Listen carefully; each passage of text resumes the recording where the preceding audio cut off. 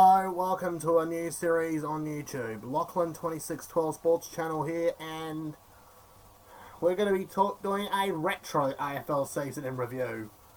First retro season we'll be talking about is Collingwood from season 1990. Well, Collingwood, they had a disappointing end to 1989. Finishing 5th on the ladder that year, they went out in the elimination final against Melbourne.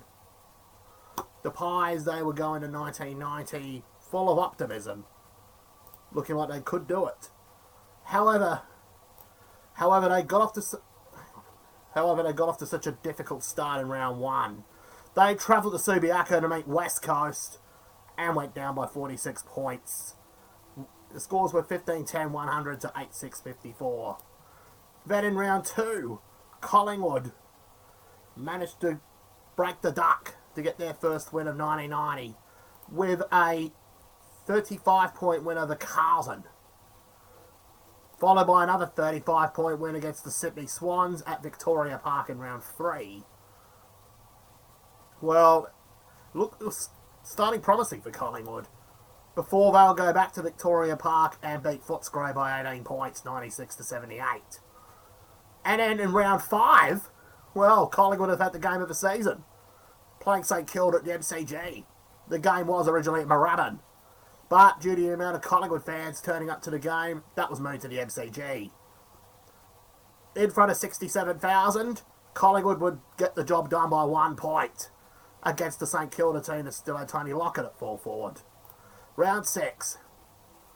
That glorious run would come to an end against Essendon. The game was originally played at Victoria Park.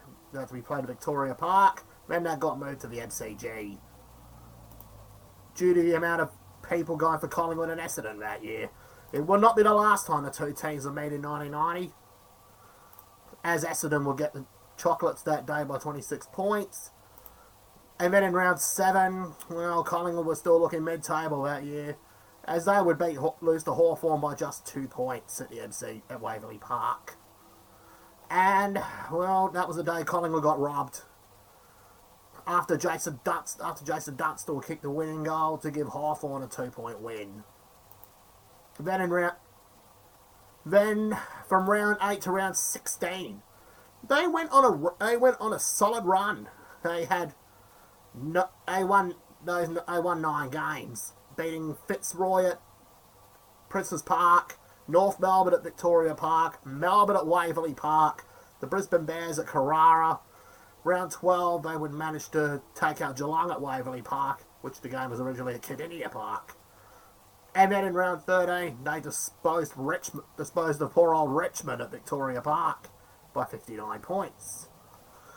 Then West Coast at Victoria Park followed in round 14 by 26 points, before dismantling the Blues by 54 points at Waverley in round 15, and then a 24-point win in Sydney against the Swans, who were 3 years removed from that good year they had in 1987.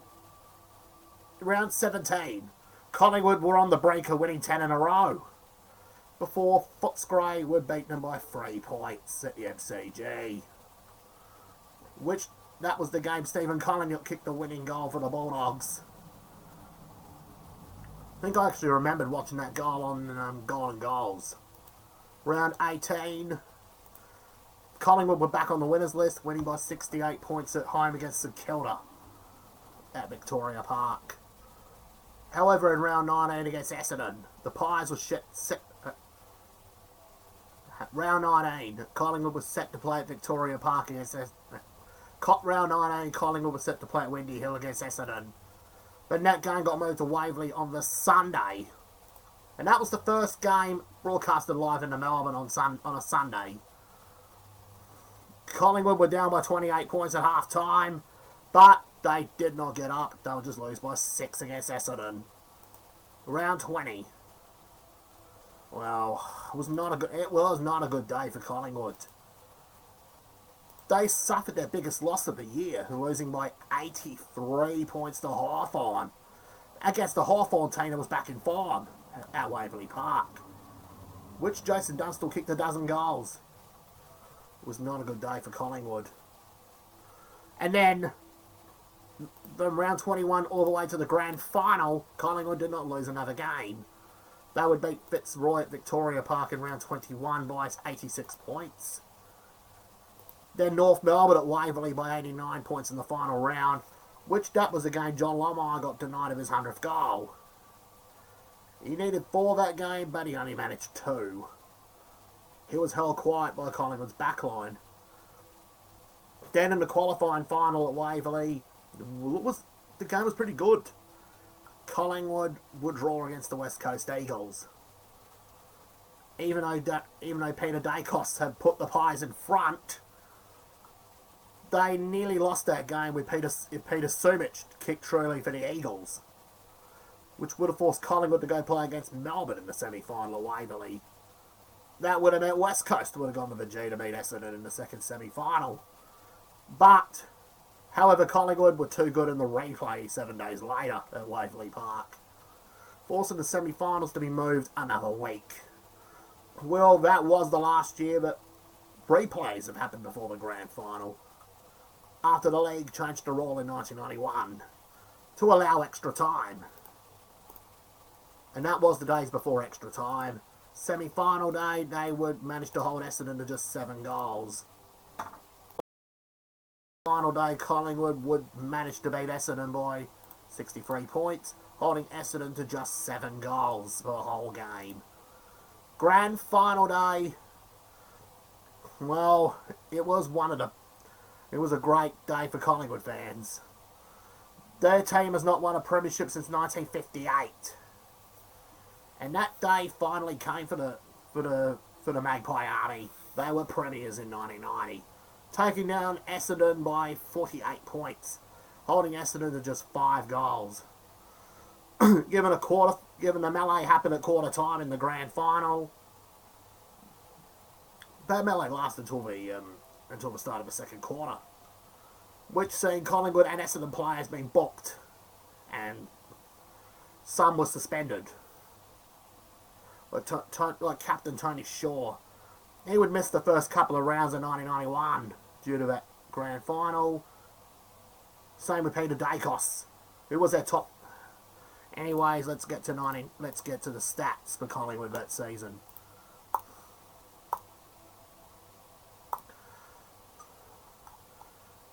Collingwood's top goal scorer of 1990.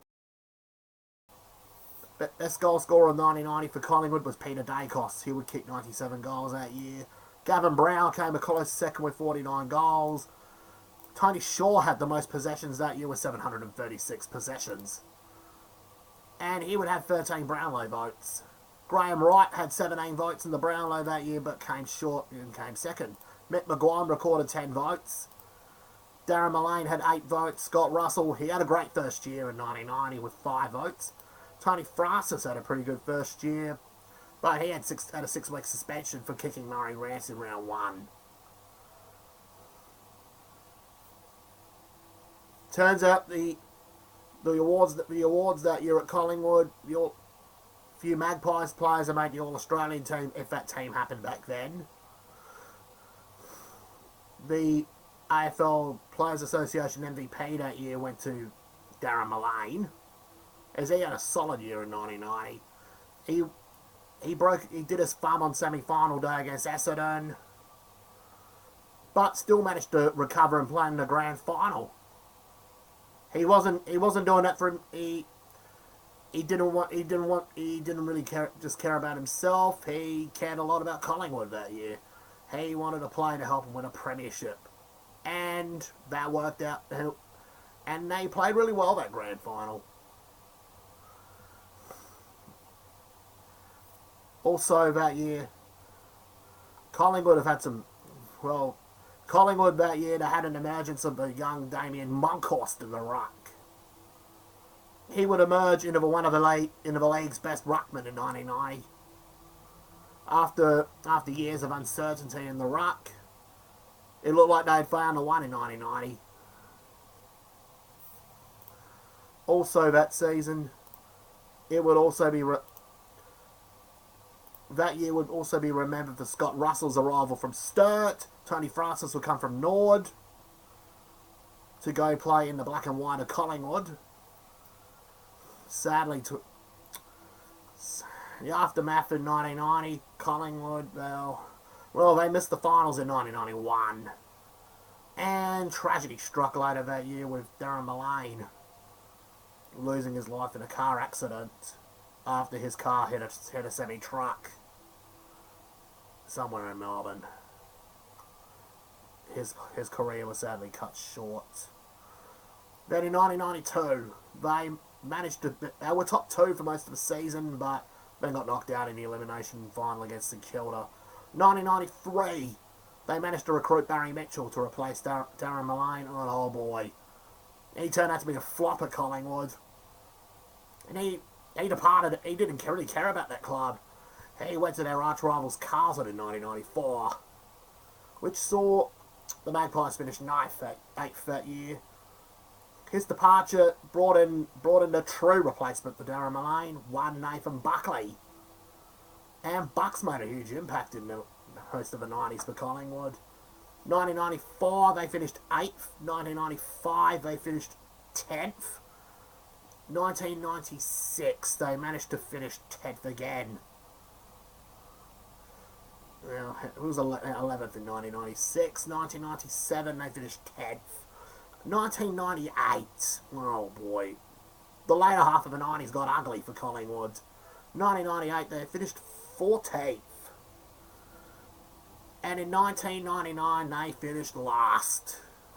And that was in the first year Eddie Maguire became their club president. And that was the last year they were coached by club legend Tony Shaw, as he would later get replaced by Mick Molehouse in 2000. And that will just wrap up Collingwood's 1990 season in review. Make sure to like, subscribe, and leave a note in the comments below. I'm on the road to 500 subscribers on YouTube. And I'll see you next time.